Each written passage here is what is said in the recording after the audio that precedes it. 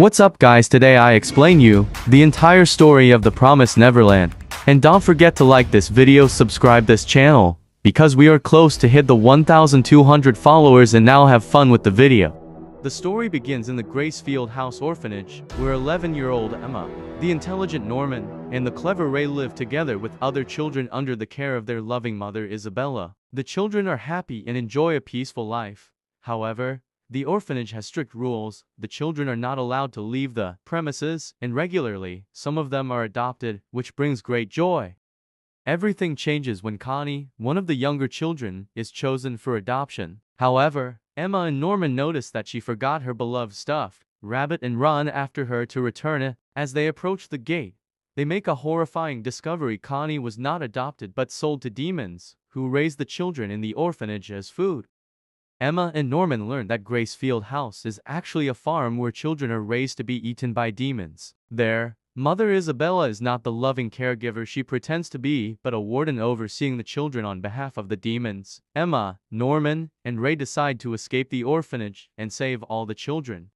The three secretly work together to devise an escape plan. They must avoid Isabella's surveillance and convince the other children without raising suspicion. They develop plans, train the children physically, and gather secret information about the surroundings and the demons. At the end of the first season, there is a dramatic showdown. Norman is sent for adoption, and although he knows the truth, he seems to have no way to save himself. However, Emma and Ray manage to trick Isabella and escape with most of the children, putting their escape plan into action. After their escape from Gracefield House, Emma, Ray, and the other children face an entirely new reality. The outside world, from which they had been isolated for years, is full of unknown dangers. The world outside the orphanage is ruled by demons, and humanity seems to be either almost completely wiped out or enslaved. The children know very little about this new world and are initially left to fend for themselves. Shortly after their escape, the children are hunted by a group of demons who are after them. The tension in the early episodes of the second season revolves around their survival in the wilderness and their desperate attempt to evade their pursuers. Although the children are well prepared and have learned a lot from the older ones, the outside world is unforgiving. The threat of the demons is ever present, and the children must quickly adapt to survive in this new environment. During their escape, the children encounter two demons, Mujika and Sanju, who turn out to be completely different from other demons. Unlike most demons, who need to consume human flesh to maintain their intelligence, Mujika and Sanju follow a different belief and do not eat humans. These two demons are kinder and help the children navigate the new world. Mujika and Sanju explain to Emma, Ray, and the other children how the world of demons works. They learn that the demons have a social hierarchy and that humans are raised on farms to satisfy the demons' hunger. There are different types of farms. Some, like Gracefield House, are highly advanced and controlled facilities, while others are more primitive. Through this encounter, Emma and Ray realize that the world is much more complex than they originally thought. They discover that there are still humans outside the farms and that there might be a chance to find and save them. At the same time, they begin to understand that demons are not just simple monsters. They have their own society and history.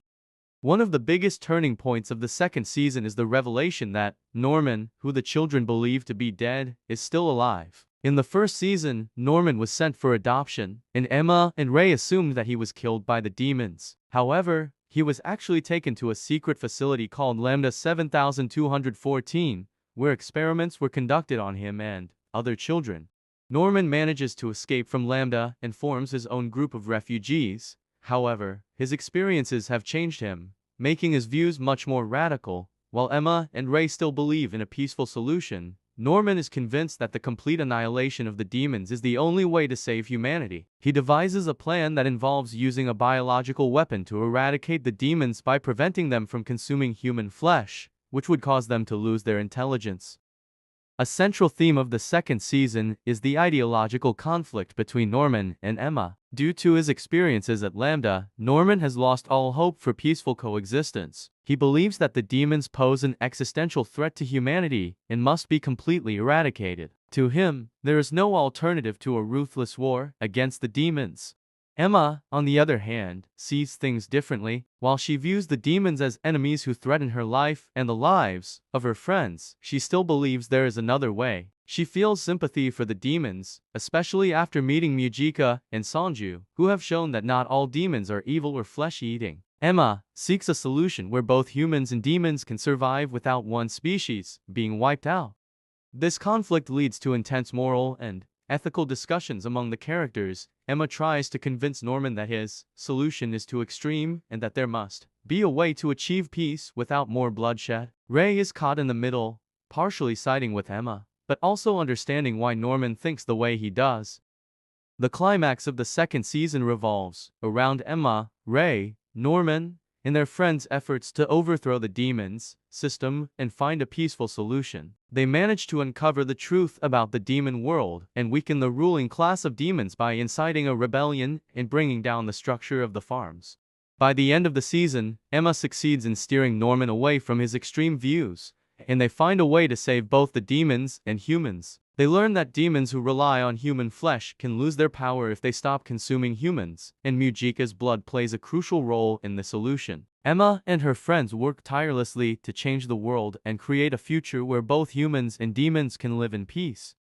The second season of The Promised Neverland explores deep themes like morality, sacrifice, war, and peace. It poses the question of whether it is possible to find peaceful solutions in a cruel and unjust world, or if violence is sometimes inevitable. Emma embodies the idealism and belief in a better future, while Norman represents pragmatism in the dark reality born out of pain and loss. The season concludes with a sense of hope that, despite all the obstacles and challenges, a path has been found to save both humanity and the demons.